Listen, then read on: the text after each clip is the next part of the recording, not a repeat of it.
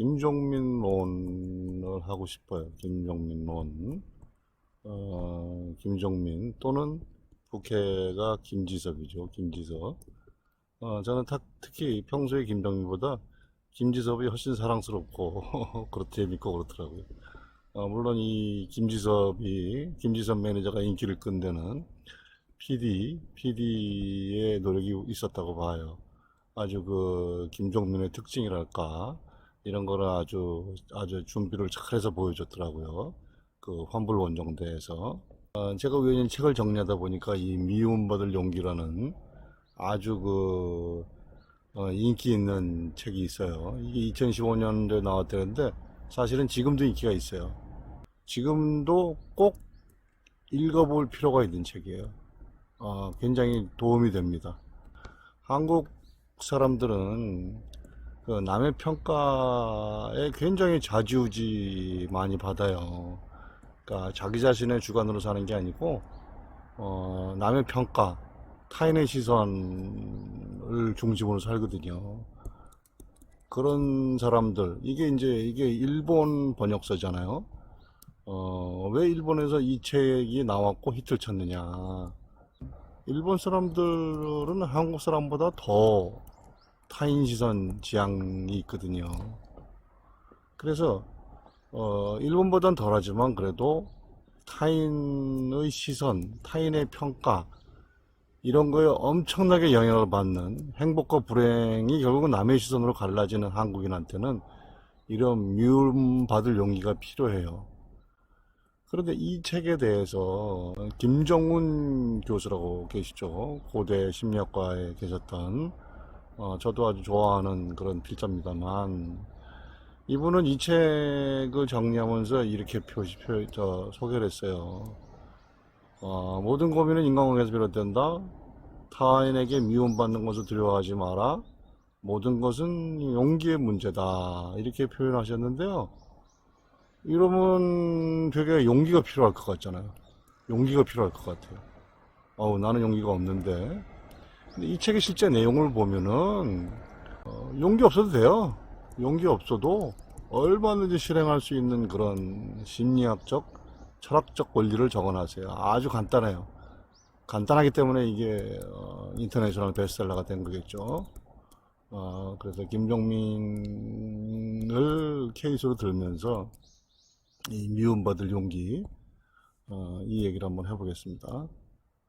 제가 김종민론과 관련해서 제일 흥미있게 봤던 부분은 바로 김종민하고 이효리가 둘이서 차를 타고 가면서 나누는 대화 부분이 있어요. 10월 5일 날 방송했던 내용인데요. 이효리 씨가 김종민 씨한테 배울 점이 참 많다. 현명하다. 너 의외로 현명한데 스승님으로 모시겠다. 너한테 배울 점이 참 많구나, 친구야. 이렇게 현명하다고 하고 배울 점이 참 많다고 두 번이나 칭찬을 해요. 구체적인 대화 내용을 쫓아가면서 한번 검토해 보겠습니다. 요리는 강자랑은 잘 싸우고 윗사람한테 이렇게 고분고분하게 하지 않는다는 거예요. 그러면서 효리가 물어봐요. 자기는 그런데 너는 어떠냐? 누구 이기고 싶은 마음 그런 게. 그러니까 못 이길 것 같아가지고 자기는 그렇게 못한다고 얘기를 해요. 그러니까 효리가 최고다. 배울 점이 많다. 이렇게 얘기를 해요. 그러면서 효리가 또 물어봐요. 지나간 사람이 바보야 그럼 뭐라 그러냐? 그러면 예 이렇게 대답한다고.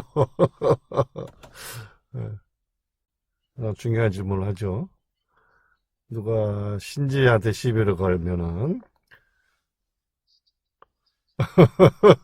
신지한테 맡긴다는 거예요.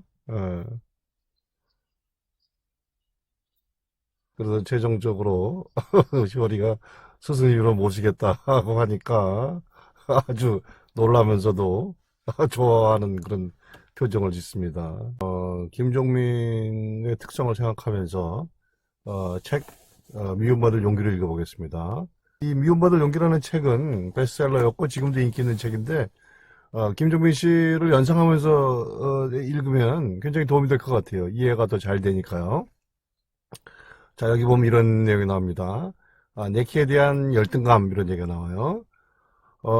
근데 비교해야 될 타인이 존재하지 않는다면 네키가 갖다는 게 전혀 문제가 안 된다는 거예요. 항상 비교가 문제가 되는 거죠. 비교. 심리학자 아들러는 이런 얘기를 한다는 거예요. 객관적인 사실로서의 열등성이라는 것이 있고, 또 이거를 개인으로서 느끼는 열등감이라는 게 있다는 거예요. 열등성은 팩트고, 열등감은 감정이에요. 필링이에요. 그죠? 우리를 괴롭히는 열등감은 객관적 사실이 아니라 주관적 해석이다. 이런 내용이 나와요.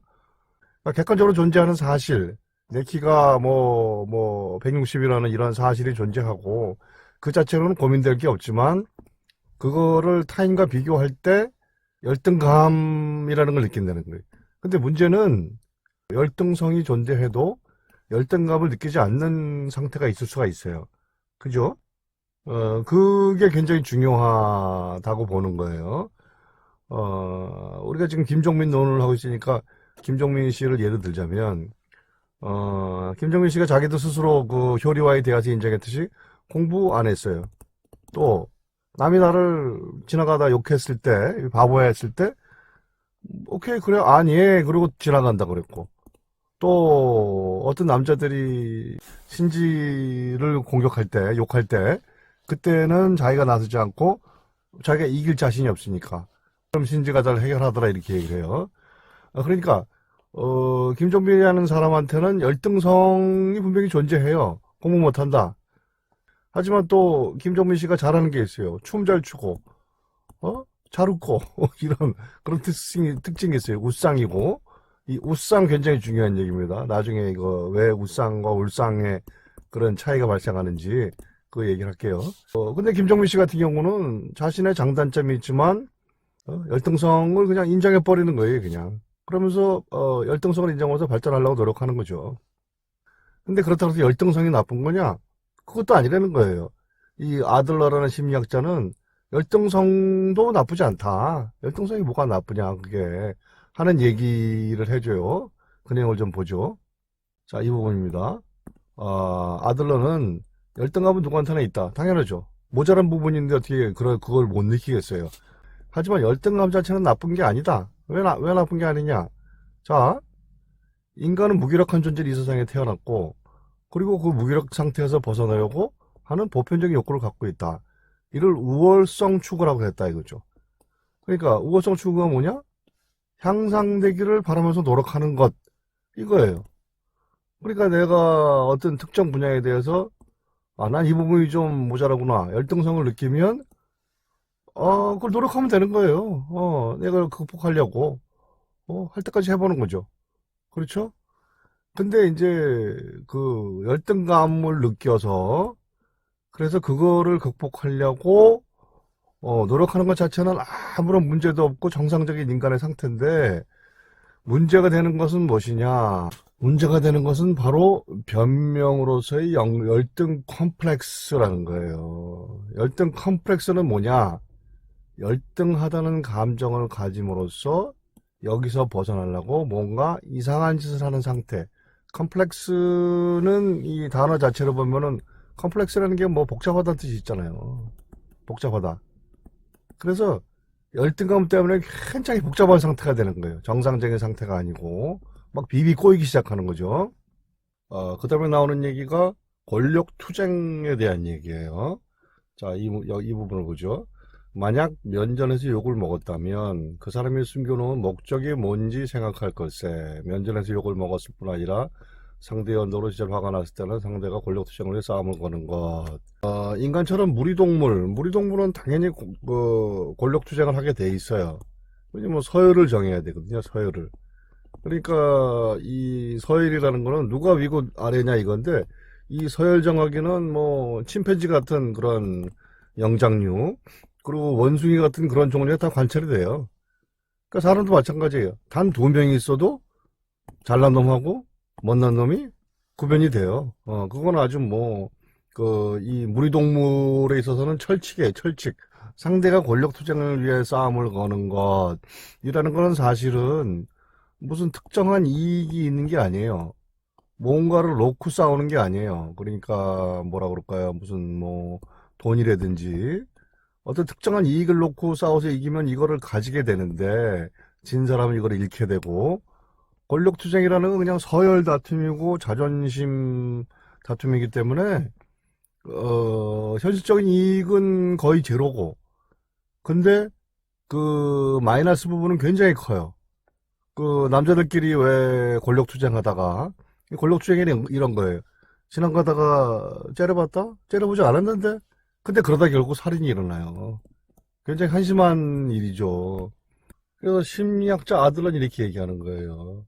상대가 싸움을 걸어오면 그런데 그것이 무슨 특정한 대상 목적이 있는 것이 아니라 그냥 권력투쟁, 서열정하기라는 것을 알아차렸다면, 당신이 알아차린다면 서둘러 싸움에서 물러나게, 상대의 도발에 넘어가지 말게, 우리가 할 수 있는 것은 그것뿐이네. 그렇게 이런 거예요. 자, 김종민 씨가 지나가는데, 바보야! 하고 모욕을 준다든지, 아니면 뒤통수를 친다든지, 말이 안 되는 행동이에요. 아니, 어떻게 지나가는 사람, 왜 뒤통수를 쳐요? 아니면 지나가는 사람한테 바보야라고 시비를 걸거나. 그런데 못난 사람들이 이런 짓을 잘 해요. 왜냐? TV에서 여러 번 김종민이란 인물을 봤기 때문에 굉장히 친근하게 느껴요. 그 시청자는, 일부 시청자는. 근데 김종민 씨는 난생 처음 보는 사람이에요. 그리고 김종민 씨가 텔레비에서, TV에서 그 약간 좀 바보 같은 그런 캐릭터가 돼 있기 때문에 그렇게 생각하는 거예요. 좀 못난 사람들이 이 사람은 때려도 된다. 그리고 모욕을 줘도 된다 하는 어린애 같은 생각을 하는 거예요. 그거를 이 미움받을 용기 이 책의 근거지 얘기하자면 일종의 권력투쟁이라고 볼 수도 있는 거죠. 뒤통수를 친다든지 야 바보야 이런 걸 할 때 보통 사람들은 그 분노를 이기기가 힘들어요. 분노를 이기기가 힘들어요. 그래서 결국 싸우는 경우가 많아요. 근데 이 아들러 심리학자는 싸우지 않는 게 최선이다. 더 이상 우리가 할 수 있는 게 없다. 김종민 식으로 대처하는 게 제일 좋다고 얘기를 해주는 거예요. 그 김종민 씨의 이런 대처법의 특징을 캐치했기 때문에 효리는 얘기하는 거죠. 아, 너 참 배울 게 많다. 아, 스승으로 모시겠다. 이렇게 얘기하는 거죠. 네, 김종민 씨를 생각하면서 미움받을 용기를 읽는 첫 번째 순서는 여기서 마치고요. 다음 회에는 월가의 현인, 굉장한 현인으로 불리는 그 블랙스완의 저자 나심 탈레브의 책에도 김종민 씨 같은 행동을 옹호하는 자기도 그렇게 한다는 그런 부분이 있더라고요. 그래서 다음 시간에는 블랙스완의 내용을 김종민 씨 생각하면서 한번 읽어보고요. 미움받을 용기에 대한 최종 정리를 하고 마무리하겠습니다. 김종민 오늘 고맙습니다.